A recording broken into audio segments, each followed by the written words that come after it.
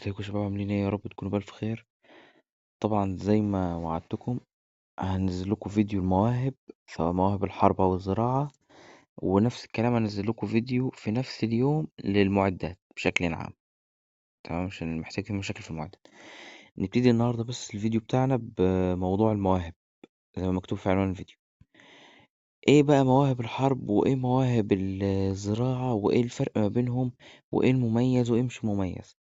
طبعا احب دكتي اوصلها لكم كده معلومة صغيرة. انا دكتي شخص قاعد ما بين نقطتي مثلا. مش باحب أهاجم حد، ما بيني وبين نفسي، قاعد في قلعتي باشتغل شغلي وكل حاجة، ومش ناوي إني أدخل معركة مع حد مثلًا. المواهب الخاصة بالمزرعة أو الfarm مواهب كل شغلها أو كل النقاط تبع المواهب اللي بتديها لها بتبقى كلها في الغالب للحاجات، سواء مثلًا سرعة إنشاء، سرعة بحث، سرعة تدريب، سرعة نقل نقل موارد أو جمع موارد، وهكذا الحاجات دي كلها. تمام، تمام. ونفس الكلام مثلًا لو أنا دلوقتي قُلت أنا شخص مثلًا بتاع حرب وشغال وشغل، هابتدي إن أنا أطوّر، هاعمل زي ما نقول إيه mix ما بين المواهب. ده لو بالنسبة لي أنا ما عنديش غير بس خانتين للمواهب الأساس اللي أقدر أنشئهم أو أعملهم زي مواهب مجهزة مسبقًا. لإن طبعًا مستحيل إن أنا مثلًا أروح أعمل إعادة تعيين للمواهب وبعدين آخد كل النقاط وأقعد أدّي بتدريج وقت معركة مثلًا، ما أقدرش. أنا محتاج استعجال، فبالتالي النتيجة على طول هاضغط اعمل تطبيق، طبّق، زي كده. تمام؟ نبتدي الأول بس بشرح مواهب الfarm أو المزرعة عمومًا. مواهب المزرعة التركيز هيكون زي ما باقول على مثلًا سرعة وسرعة إنشاء، سرعة بحث، والتدريب نفس الكلام. وبعدين بعد ما تخلص سرعة الإنشاء والبحث والتدريب معاك مثلًا بتاعة حمولة الجيش، إن أنت تزود مثلًا عدد الجنود المنتشرة، سواء مثلًا هتجمّع موارد، تجمّع حاجة زي كده، والتانية من ناحية جمع الموارد، وفي طبعًا سرعة نقل وهكذا. وبعد ما تخلّص طبعًا الأساسيات، يعني تركّز على سرعة الإنشاء والبحث والتدريب. تمام؟ بعدها ركّز على الحاجات الجانبية زي برضه سرعة الجمع وسعة الجيش وسرعة سير القوات دول. وفي نفس الوقت برضه ما تهملش اللي هي بتاعة هجوم المشاة والفرسان والرماة. حاول اللي هو إيه، لو تدّي مثلًا من 3 ل5 نقاط لكل نوع مثلًا فيهم. تمام؟ طبعًا أنت أصلًا تدريجيًا عشان تفتح خانة، خانة، يعني أنا مثلًا أهو، عشان مثلًا هافتح الخانة اللي تحت محتاج أعمل إيه، أطوّر لي مثلًا تطويرتين، أروح فاتح الخانة اللي تحت. مثلًا عاوز أفتح الخانة اللي تحتها بعدين، مثلًا طوّر لي 2، 3 بس هيفتح لي على طول. فاهميني؟ وحتى لمّا آجي أهو عملت زي مثلًا تحرير، على طول فتح. مفهومة كده الجزئية دي؟ ده بالنسبة لمعدات الfarm بشكل عام.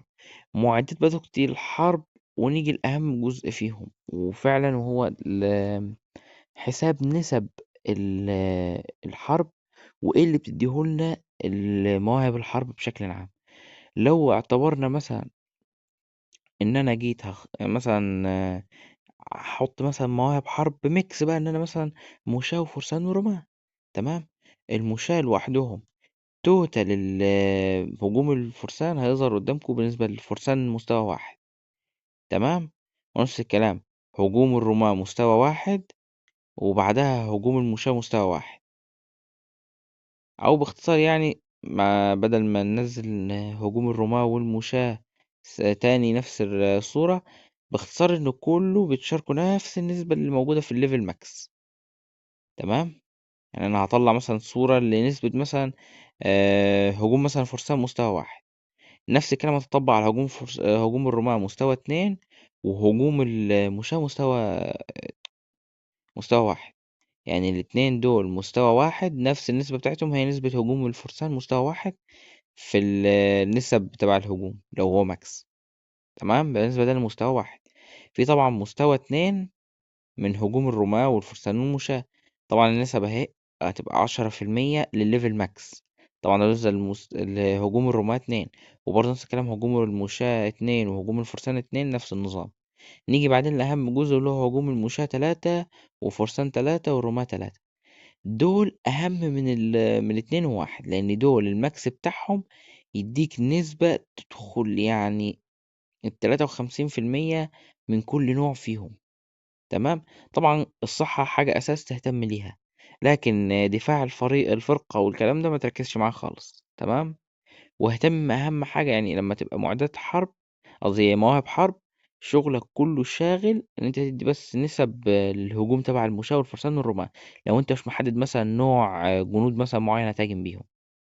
لكن طبعا لو انت مثلا شخص عندك اكتر من خانة للمواهب الاساسية وتقدر تنشئ اكتر من خانة وتحدد مثلا نوع الجيش اللي هتهاجم بيه مثلا، يعني مثلا هتحط مثلا خانة هنا مثلا تخليها للفرسان مثلا، يبقى كل الفرسان اللي موجودين في اللي هنا عندنا مثلا هخليهم. طبعا الصحة لازم تتفل، حتى لو ههاجم مش هاجم مثلا مش هحط فرسان، يعني مش ههتم بأي نوع أو حاجة معينة مثلا، برضو اهتمامي الأساسي هيبقى الصحة. الصحة أساس لأي هجوم، لأي يعني جيش بشكل عام. تمام. ملاحظة بس. تمام كده، هو مثلا أنا هنا خلصت دول بالظبط كده. مثلا النسب كلها على بعض لو قلنا مثلا إن نسب الفرسان هنا دي بتدينا المفروض 7%، لو احنا فاكرين نراجع تاني نفس الكلام. في الليفل ماكس 7%، معاك المستوى 2 منها بيديك 10%. تمام، أكدنا إن دي كده 10%. المستوى 3 بيديك 53%. 53% زائد 7% زائد 10%، هيطلع معاك 70% للنوع الواحد. طبعا ده لو احنا مركزين كل هجوم من النوع بتاعه، يعني مثلا هجوم الفرسان 1 وهجوم الفرسان 2 وهجوم الفرسان 3، الأول والتاني والتالت التلاتة كلهم متمكسين، هناخد 70% بالنسبة لنوع الفرسان بس. مفهوم؟ طبعا هجوم الفرقة ماكس من غير ما تتعرف. تمام، ده بالنسبة للمواهب بشكل عام. يعني شرح المواهب مش كبير ولا صعب ولا طويل، بس في حاجة كده كنت حابب أنوه عليها.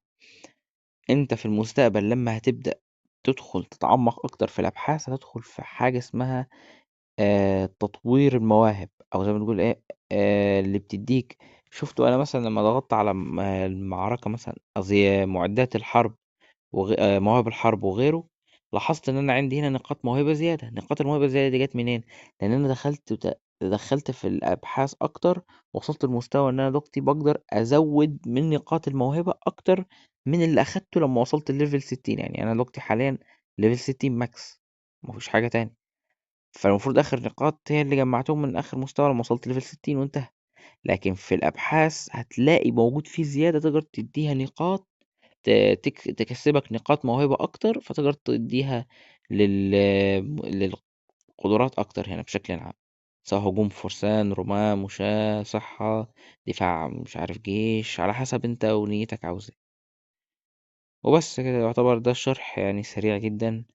ان شاء الله الفيديو الجاي هيبقى شرح معدات، وان شاء الله ان شاء الله يعني تنزل شرح المواهب وشرح المعدات الاتنين في نفس اليوم.